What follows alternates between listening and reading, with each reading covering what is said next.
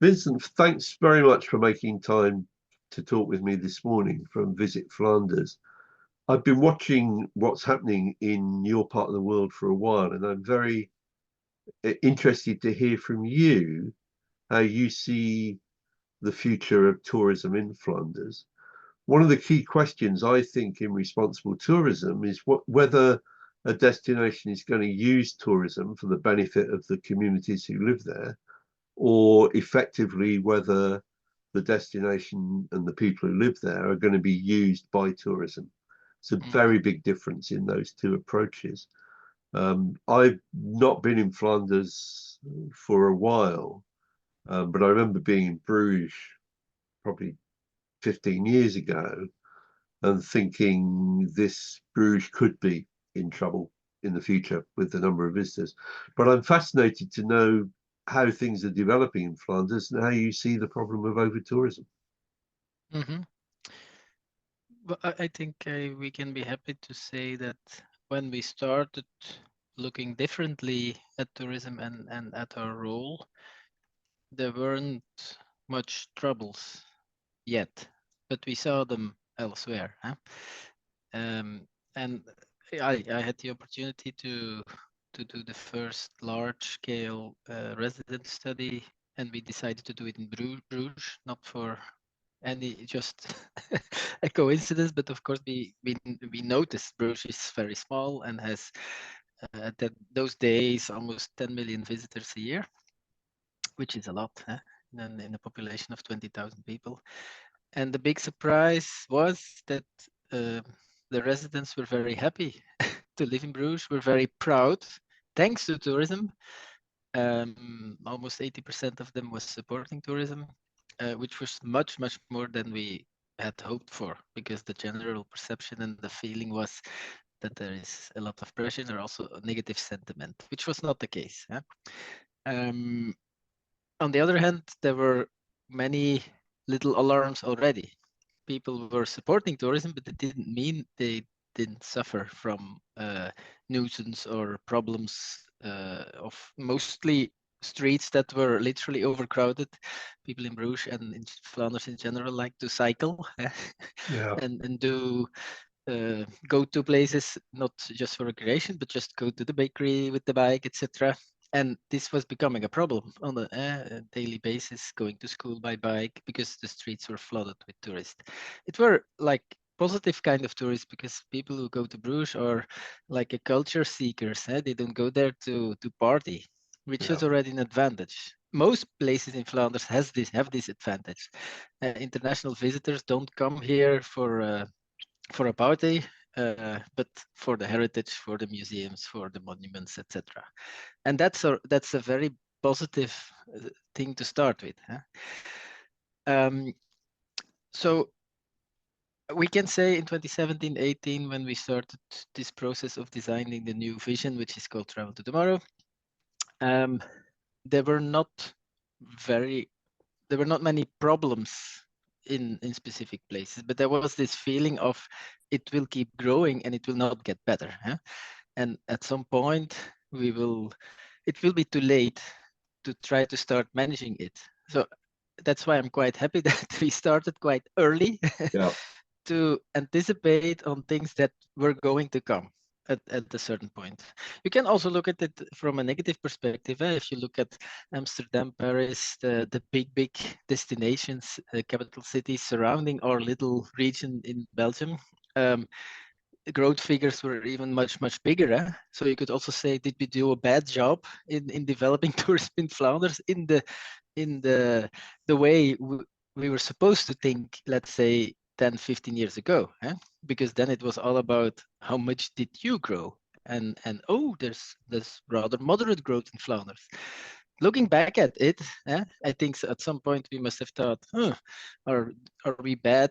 Are we selling the destination not in a good way? But on in the other hand, I think for 10, 15 years or even longer, we focused on trying to get the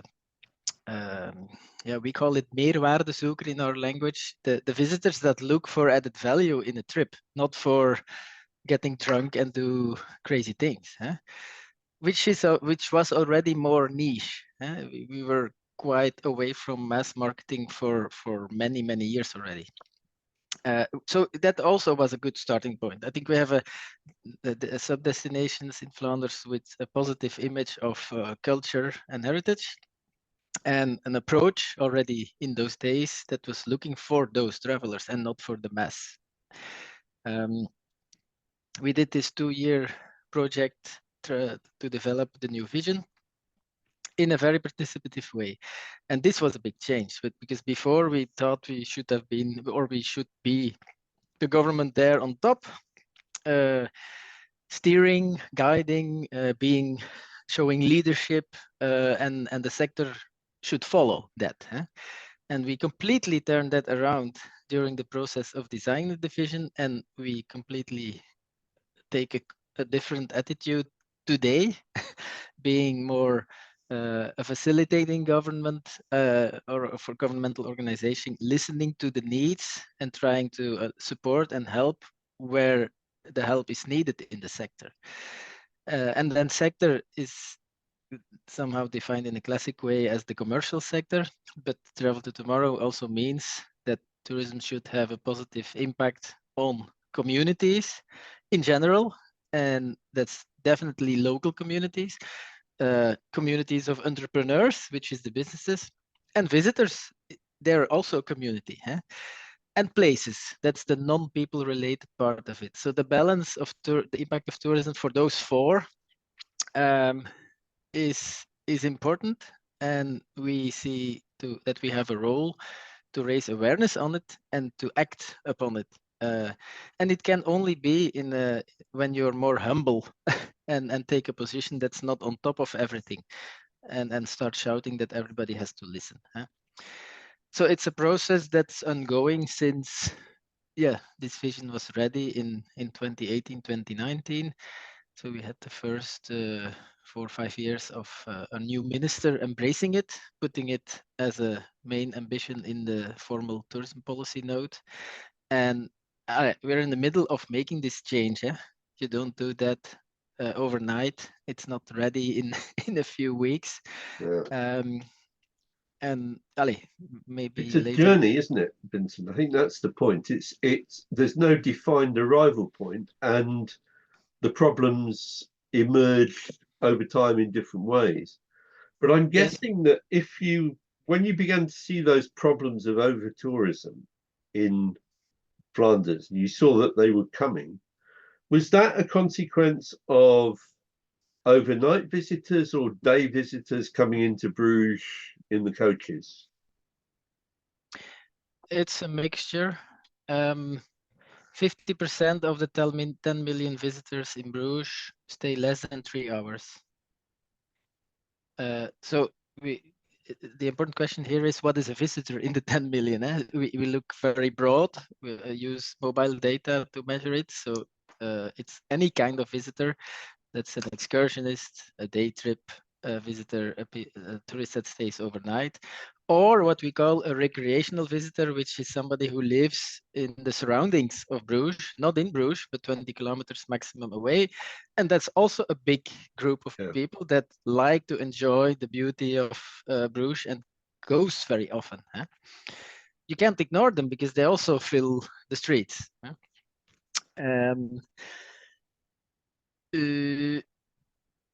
I think 2.5 million in volume of the 10 million is overnights. So that's also Just a interesting. quarter. I don't use the arrivals as the number in the 10 million, because the people that stay overnight, if you stay 2 nights, you're there 3 days. Yeah. It's the same as 3-day visitors as being present in the city. But it's just a quarter indeed, and that's somehow a problem. And it might be partly caused by what I still think was a clever decision by the city of Bruges, end of the 90s, because in 96 already they installed a hotel stop and a holiday house stop, meaning that the capacity of the total capacity, not the number of hotels, but the available capacity was maximized. They took a picture there, and it's not higher today than it was in 96. I don't know any tourist city of that kind and attractiveness that doesn't have doubled or even more the capacity of accommodation since the Vincent, 90s. And why was that decision made in 96? It's because incredibly then foresighted. they were very conscious about the impact of local residents, of the fact that the city is only a circle of 2 by 2 kilometers, and they, of course, Venice and other cities were already a bad example in those days. We all know that local residents were running away and no longer lived there, and they wanted Bruges to be a city to live and not just to visit. Um, and as a consequence, the number of inhabitants is stable since then. It didn't grow, but there's also not much room for growth in this small city. Yeah. At least it's still stable.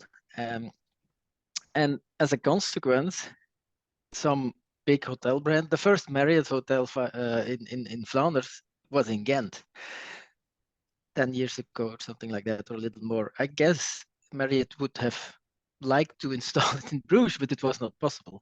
So it's two sides on this medal. One consequence is there's definitely kind of management of the pressure because of this decision. More hotels would have been much more visitors. But on the contrary, there were a lot of growth of other hotels in other cities, and they don't sleep in Bruges and become excursionists in Bruges. And then you can question, is this what you want? So I still think it's a very good decision in the 90s, to be honest. a very foresighted, incredible decision. I suspect the first in the world to do it. If you look at your experience though now, Vincent, clearly the sort of overnight accommodation thing to a large extent was settled way back. What are the instruments you're using now to manage the impacts of tourism on Bruges and other places in Flanders? Yeah. What are you finding that works? I'll give three kinds of instruments, but before that, I come back to the 2 points earlier that you made, Sure. that it's a journey and that it's never ready. This quest for balance thanks to tourism. And I should mention that we call our goal with Travel to Tomorrow to have flourishing communities, healthy flourishing communities in Flanders, which include all those different communities that I mentioned. And Yeah. I've previously I already, that's why I wanted to touch upon it, compare it with love. Love is always also never it's not like in the relationship with somebody that you can say, now we are there, we No. reached the holy grail, the maximum love we can get. It's also something that keeps on going, and it can Evolves, keep on growing. Yeah. Can always get better. Yeah. But just on the side, how do we try to do it? There's some specific and also new instruments that we are setting up, and I think the most important is in the development of tourism, not in the marketing and the sales. But one of the other elements is marketing and sales, because you can make a difference there as well. And a third pillar is measurement. Yeah. I have one slide, if you like, which I can show to explain how we look at the measurement of tourism. But I'll come to that later. Let's start with the development. And apart from development, marketing, and measurement, these are classic pillars. It's nothing new. But the question is, how do you tackle it? Besides that, this humble position as a DMO and the participative approach that we are taking is, I think, crucial. Which also means that the example I gave about Bruges had nothing to do with Visit Flanders. It's the local decision makers that take those decisions. And it will never be up to us to tell a city you should have a maximum on your capacity. It's up to them to decide. Yeah. But we do have a role to inform. And I think with the vision, it's on let's say the highest level on the strategy building that we try to, in a positive way. It's also not, hey, listen to us. We know it all. That we try to inform our stakeholders, policymakers, cities, provinces, that there is another way to look at tourism, and not just seeing it as a money machine, because then you end up wrong. Yeah?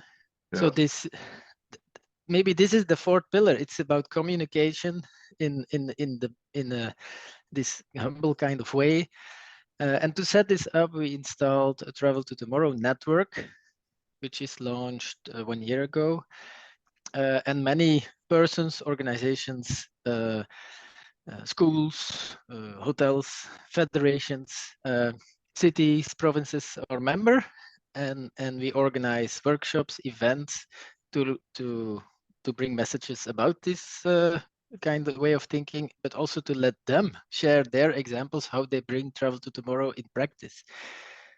And this way it gets, people get to know about it, but it's also getting concrete. Huh? Yeah. So let's say maybe that's the first thing I wanted to share with you.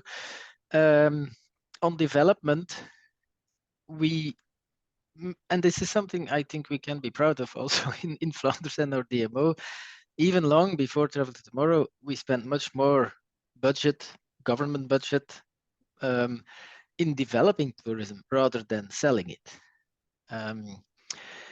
It used to be almost 100% subsidy calls that we launched in Flanders for quality, safety, accessibility, like the classical quality stuff, but more and more team-based. And in our new strategy, we make a selection of themes we work on, which is heritage, and a clear choice what heritage is, because it can be anything if you don't make choices. Heritage, cycling, very Flemish, nature, and some specific culinary aspects of Flanders. Beer culture, for example. And there is something about social tourism and something with conferences and events. And in those themes, we do subsidy calls in the teams and nothing else, besides the like accessibility stuff, etc. So we don't support any other kind of teams or the design of experiences that don't fit in those teams, because our budgets are limited. We have to make choices, and today it's very clear for the sector. And what is very interesting is that the strategic plans of provinces and cities and the lower players at the action level there, they are very much streamlined in our teams, in the choices that we made. Oh, and of course, because Flanders is those teams. I'm not saying there's not any other team that would be possible, but it's great to see that this alignment after some years already has come.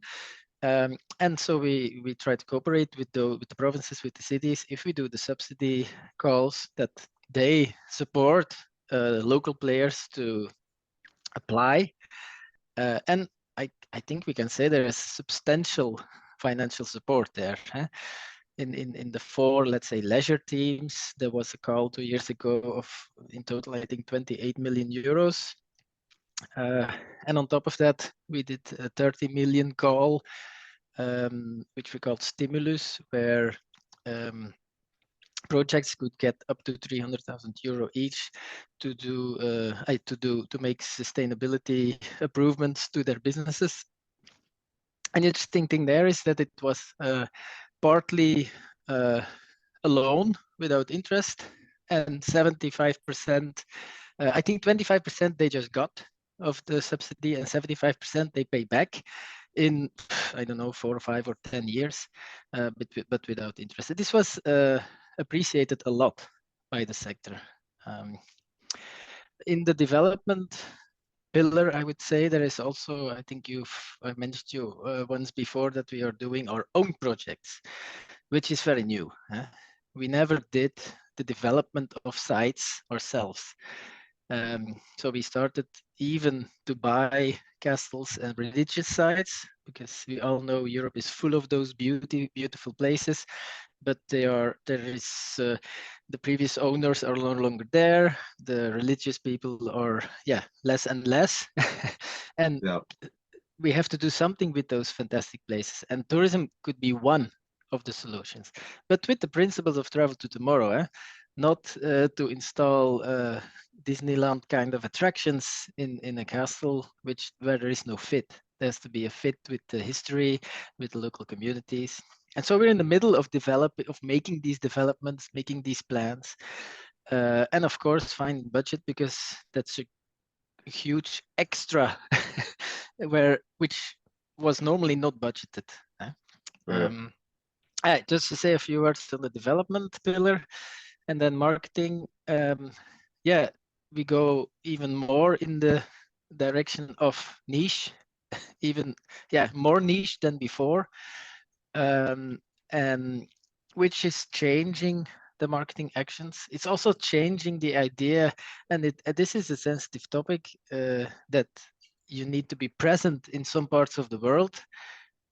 We still have presence in many parts of the world, mostly Europe, to be honest. It's coming closer to our region, and physical presence still has advantages. But for some part of the marketing, you don't need to be there with boots on the ground, because what we want to do is reach the communities of potential tourists, of potential visitors, based on the passion that they have for doing some things. And it can be the history of World War I, for example. Maybe the word passion is a bit wrong there, but it's people that are really, many people that are, it's kind of a hobby for some people, Yes. in some markets, because they have that much interest in the history, in general, or maybe in that kind of history. They read a lot about it. They are on online communities. They talk to each other, and they want to visit the places where they have that much interest in. And so being present in those online communities is very helpful to inspire them. So our colleagues are becoming part of the communities, especially for cycling. This is very much relevant and possible. The people that work for the cycling team at Visit Flanders are passionate about cycling themselves. They are on their bikes as much as possible because they love to do it, and they are with other tourists. It's just some examples where no mass communication, no big campaigns, but more interfering in a positive way in existing passionate communities, and trying to nudge them also in a positive way, and not with hard sales, to make the visit and to make an experience. And when they visit, there's much more chance, it's much more likely that they have a positive interaction with locals that are also passionate about these experiences. It doesn't have to be, but there is a bigger chance. Yeah. And it's one of the learnings of a big piece of research that I made during the process of designing Travel to Tomorrow, which was the large-scale listening exercise. We listened to more than 1,600 travel stories, because we wanted to know what an impactful travel experience was. And the biggest conclusion of this research, I'll pass you the link, then you can share the report. The biggest conclusion was that when people meet other people and do nice things together, this has the most possible positive impact, and creates memorable moments. Yes, exactly. There's Those many other, memorable moments have to be co-created, don't they, between the visitor and the local? or with, it can be also professional. It doesn't have to be like a regularly local that is not working in tourism. It can be a very good guide which is that passionate, which is creating a moment together with the visitors. But not there's also the humble position, not a guide here who is doing one direction info to somebody. No, somebody who is a real person, who is opening his heart, I would say, when sharing an experience together. You talked about measurement, Vincent, as the third pillar. Yes. Is it possible that I show a slide? It is. I've given you the ability to share. Yes. I'll go to the slide and share it. It's coming. Yes, here.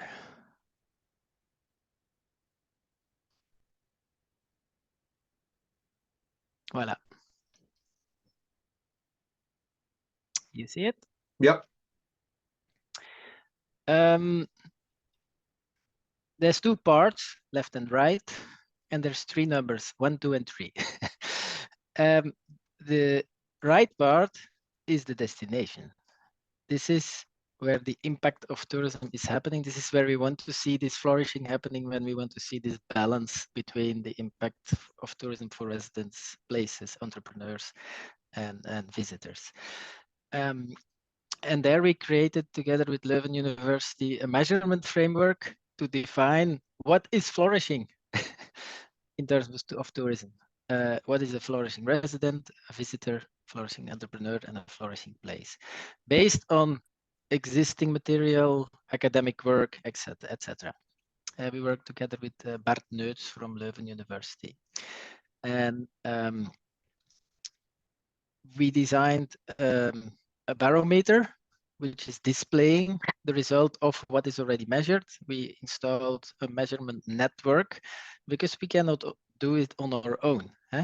It's also informing the local players, the provinces again, and the cities, that if they follow this framework and measure in the way that we designed it there, or we do it together with them, all together we can fill the dashboard of flourishing destinations in Flanders. On the left side, there is what we do. So the right side is the destination, the left side is the organization. And so in everything we do, we should work knowledge-based and base decisions, which can be on a strategy level, a project level, action level, on knowledge input, and try to maximize that. And when we do something, and again, it can be on all those levels, strategy to action, we should measure if it's successful and then learn from it, and then it becomes a circle. What you learn becomes input knowledge again, and you can adapt and make changes. And with what we do on the left side, we hope that tourism as a means, this is maybe also an interesting concept. Tourism is no longer the goal. Before, tourism was the goal because we want to have many visitors, it's good for the economy, and voila, that's it. Now with Travel to Tomorrow, tourism becomes a positive means, and there is higher goals which are beyond tourism. It's to turn it around, and this look at tourism this way brings everybody who is involved in such a different perspective, that they start to do things differently and do different things. And this is what we also see happening. So with everything we do, tourism might have, and this is what we hope, a positive impact on flourishing destinations. And this is what makes the two circles connected, with what we do, but also our partners and partnerships. We hope to have a positive impact on how flourishing is evolving. We measure it, and the measurement of flourishing destinations also comes back to our number one here on the left side, because we learn from this measurement and we see, do we have to make changes in our strategy or in what we do? So that's the model. Do you publish those results, Vincent? Well, the dashboard is online on our website, but also that is a journey, of course.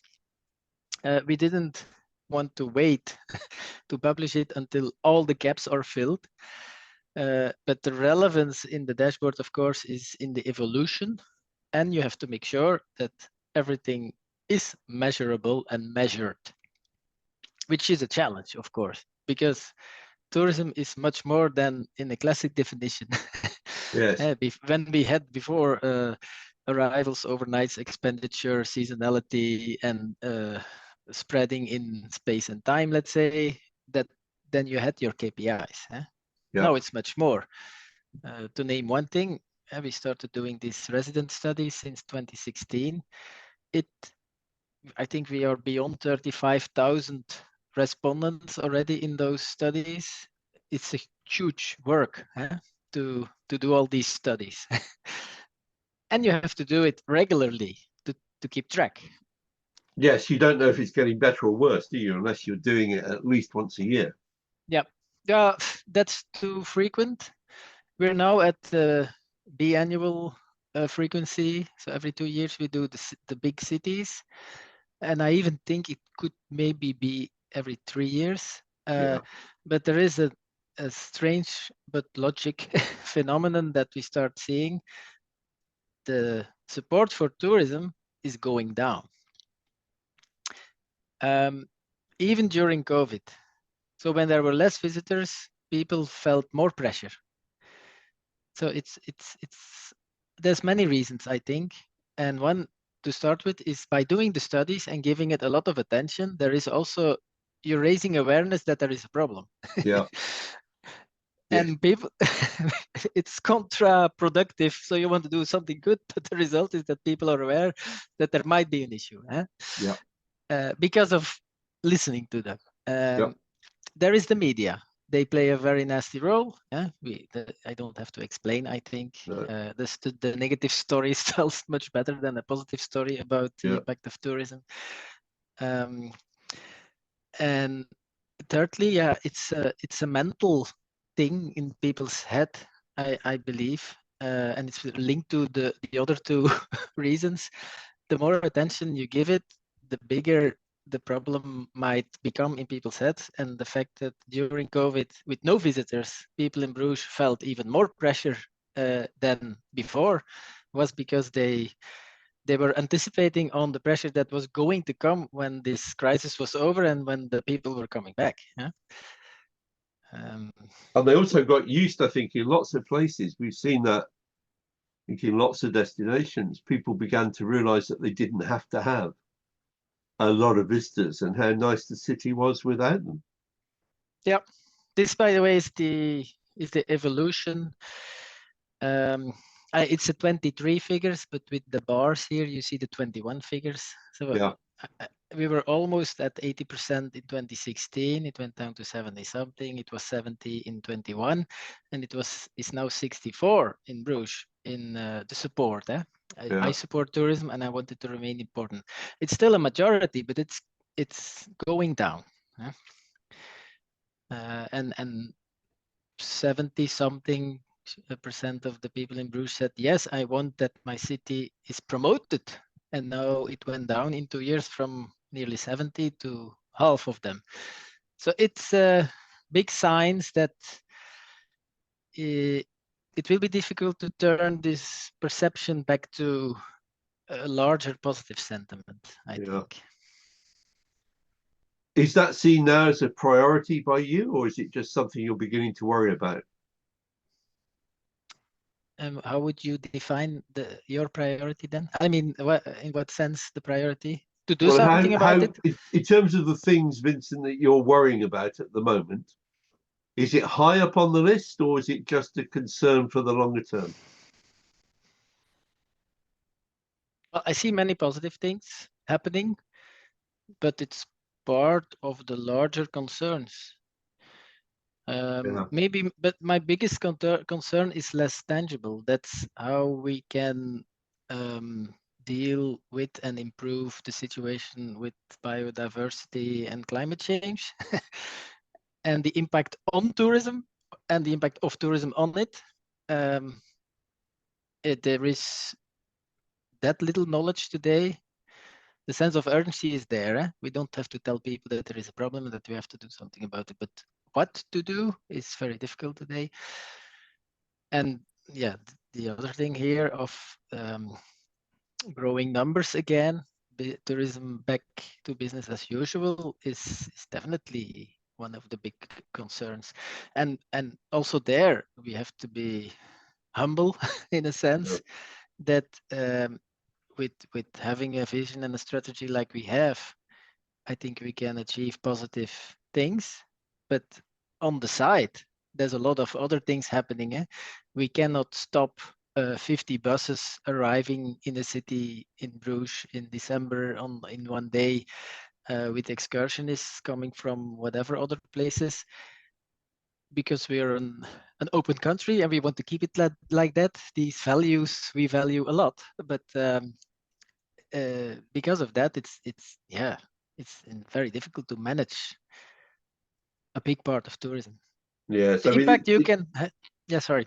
you can manage. I mean, it is possible to obviously to manage the number of overnight visitors by restricting the number of beds available, but everybody has the same problem with the arrivals, whether that's by air, rail, or road. It's very, very difficult to control those arrivals.